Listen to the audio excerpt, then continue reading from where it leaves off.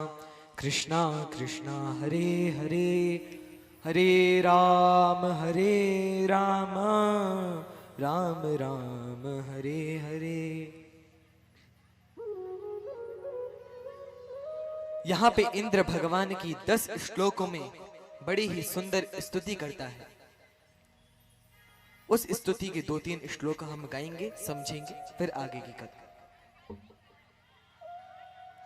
विशुद्ध सत्वं तव धाम शांतं तपोमयं ध्वस्तरजस्मस्तं मायामयोऽयं गुणसम्प्रवाहो न वेद्यते ग्रहणमानुबन्धः।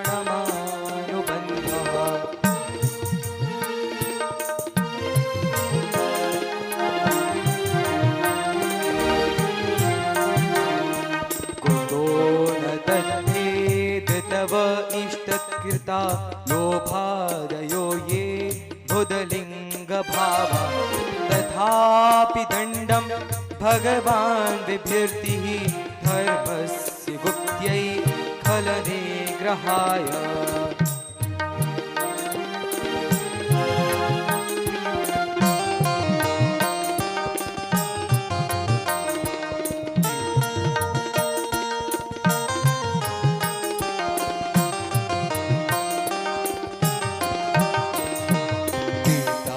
गुरस्त्वं जगदामशीधो दुरत्ययः काल उपात्तदण्डः हिताय स्वेच्छानुभिः समीहसे मानं विधोवन् जगदि क्षमालिनाम्।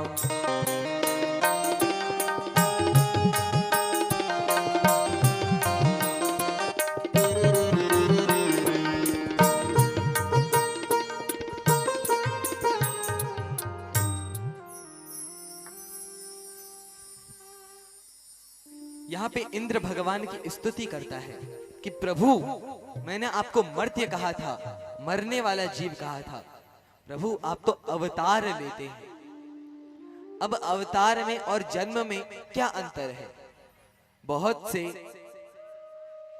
पढ़े लिखे मूर्ख महानुभाव ऐसा कहते हैं कि भगवान कृष्ण जन्म से सामान्य व्यक्ति थे, लेकिन उन्होंने गीता का ज्ञान दिया, अच्छे काम किए, इसीलिए वो भगवान बने। पहले वो भगवान नहीं थे, पहले वो साधारण इंसान थे। उन पढ़े लिखे मूर्खों को बताना चाहिए कि भगवान किसी कार्य को करने के बाद नहीं बनते। भगवान ने सारे कार्य बनाए हैं, भगवान ने सृष्टि की रचना करी है। यदि कोई अति दिव्य कार्य करता है तो वे संत कहलाते हैं, लेकिन भगवान कोई उपाधि नहीं है जो कि हम कुछ कार्य करें या ध्यान लगाएं तो हम भी भगवान बन जाएंगे। हम भगवान के अंश हैं, अंश ही रहेंगे। हम भगवान के नौकर हैं, नौकर ही रहेंगे। मालिक बनने का प्रयास न करें। ईश्वर अंश जीव अविनाशी।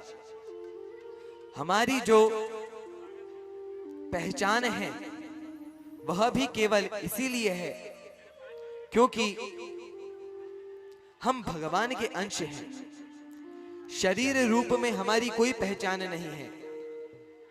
शरीर अक्षुण्ण नहीं है, वह क्षणिक है।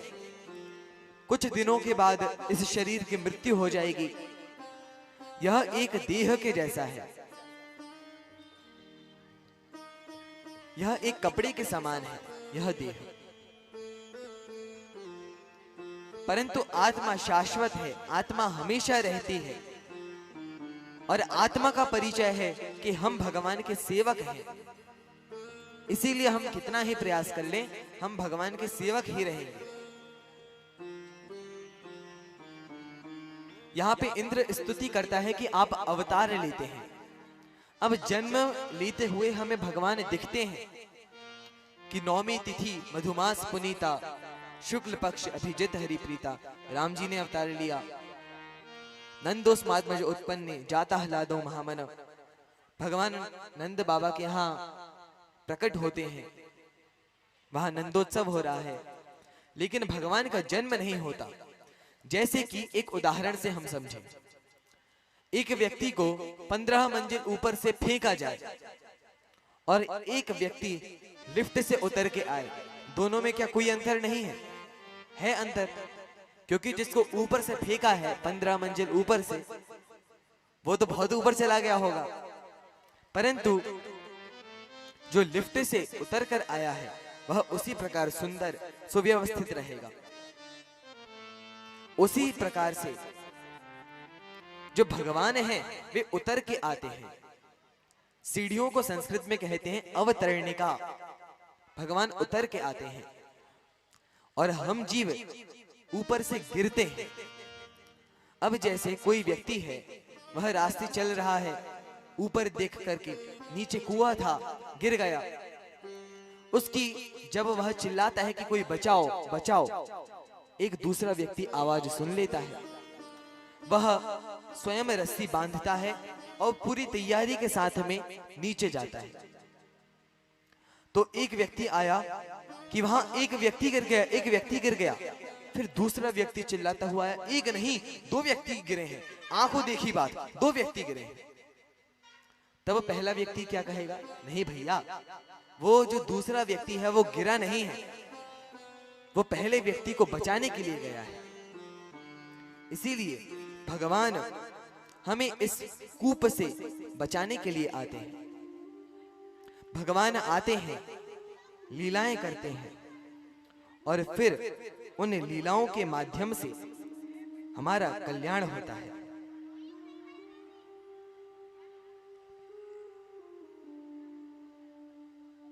जो भगवान के चरित्र को गाते सुनते हैं वे कभी भी इस भवकूप में गिरते नहीं हैं। यहां पे इंद्र बड़ी ही सुंदर स्तुति करता है। यहाँ पे गौ माता ने भगवान कृष्ण को गोविंद नाम दिया है। बोली श्री श्री राधा गोविंद देव भगवान की जय। यहाँ गौ माता गोविंद नाम देती हैं। इंद्र बड़ी सुंदर स्तुति करता है, प्रभु हम बद्ध जीव हैं, मुझसे अपराध हो गया, मुझे क्षमा करें। उसने सुरभि माता के दूध से भगवान का अभिषेक किया है, गोविंद नाम भगवान को मिला है। और संत जन वर्णन करते हैं कि भगवान कृपा किस प्रकार से करते हैं। यहां पे भगवान ने इंद्र को क्षमा कर दिया। हम भगवान की कृपा समझ नहीं सकते। भगवान कृपा कैसे करते हैं?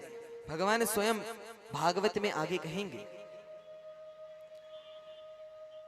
यस्याहं अनुगृह्णामि हरिष्ये तद्धनं शनैः ततो धनं त्यज्यस्व स्वजनो दुख दुःखितम्। जिस पे मैं बहुत अधिक कृपा करता हूं उसका मैं धन छीन लेता हूं। धीरे धीरे मैं उसका धन छीन लेता हूं और धन छीनने के बाद भी मेरा मन नहीं भरता। मैं उसके स्वजनों को उससे दूर करवा देता हूं। संसार से उसके जितने भी रिश्ते नाते हैं सब तोड़ देता हूं। अब भैया एकदम गरीब किसको होना है? हाथ उठाओ। कौन कौन भगवान की कृपा चाहता है? सब चाहते हैं सब गरीब हो जाए। आधे हाथ नीचे आ गए। भगवान जब बहुत अधिक कृपा करते हैं तब वे धन छीनते हैं। क्यों? सबका नहीं छीनते। अम्बरीश जी महाराज राजर्षि हैं, पूरी सप्तवती सप्तद्वीपवती पृथ्वी के एकमात्र राजा। भगवान ने उनसे कभी कुछ नहीं छीना। क्यों? क्योंकि वे राजा हैं परंतु भगवान के भक्त हैं। पूरे समय भगवान की सेवा करते रहते हैं। हाथों से वे भगवान के मंदिर में पोछा लगाते हैं। राजा होने के बाद भी पैरों से भगवान की परिक्रमा करते हैं, तीर्थों में चल करके जाते हैं। मुख से भगवान की लीला गुण यश नामों का गान करते हैं। कानों से भगवान की कथा यश हर समय सुनते रहते हैं। इसीलिए वे राजा हैं। उन्हें भगवान ने गरीब नहीं बनाया, क्योंकि वे तो वैसे ही भक्ति कर रहे थे। तो यदि आप पहले से ही भक्ति करोगे तो आपको भी गरीब बनने की आवश्यकता नहीं पड़ेगी। लेकिन यदि आप भगवान से दूर चले जाओगे, जब बच्चे को बुखार होता है तब जो मैया प्रतिदिन प्रेम पूर्वक रबड़ी खिलाती थी, वो उसको नीम के पत्ते खिलाती है, कड़वे पदार्थ खिलाती है। वह सोचता है कि माँ बदल गई है मेरी, पहले तो बड़े प्रेम से मीठी मीठी रबड़ी खिलाती थी, अभी कड़वे कड़वे पत्ते खिलाती है, मुझे दवाइयां खिलाती है, और उससे भी इसका मन नहीं भरता, मुझे सुई गड़वाती है।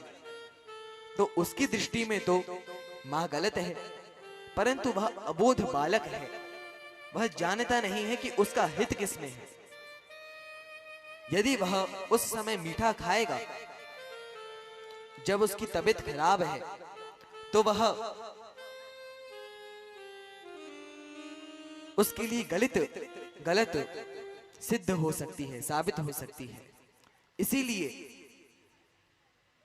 मां उसको उसके ध्यान रखने के लिए कड़वी दवाइयां खिलाती है, क्योंकि मां उसका हित जानती है। उसी प्रकार से हम हमारा हित नहीं जानते, भगवान हमारा हित जानते हैं, इसीलिए वे जैसा रखें हमें रहना चाहिए। जब आत्मसमर्पण हो जाएगा कथा सुन सुनकर, तब हम स्वयं को भगवान के चरणों में पूरी तरह से सौंप दें।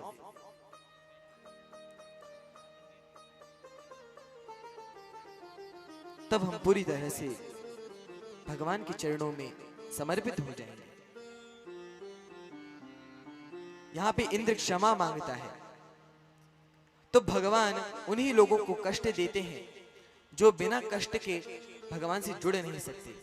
भगवान आपका धीरे धीरे धन खींच लेंगे। जब आप धनी मानी होंगे, सब आपके सामने हाथ जोड़ेंगे, पैर पड़ेंगे, परंतु जब आप धनहीन हो जाएंगे तो आपके जो स्वजन हैं, आपके अपने लोग हैं, वे ही आपका सम्मान नहीं करेंगे। तब फिर आप साधु के पास जाएंगे, संत के पास जाएंगे, महाराज अब तो जीने का कोई अर्थ ही नहीं बन रहा है, धन चला गया, स्वजन भी साथ नहीं दे रहे, सब मुंह फेर लेते हैं। पहले हमारे पास आके हमारे चरण पकड़ते थे,